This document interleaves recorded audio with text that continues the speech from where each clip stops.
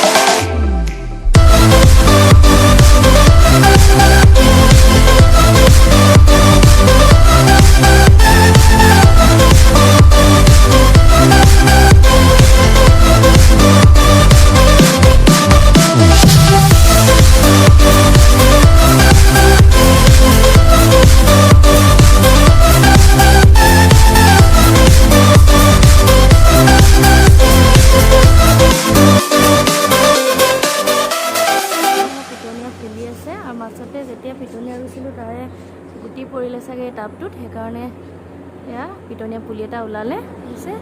আগতে দুবাৰমান ফুলি গ'ল, দেখিছে এইফালে শুকাই আছে যে, এয়া এতিয়া 4বাৰ ফুলি আছে।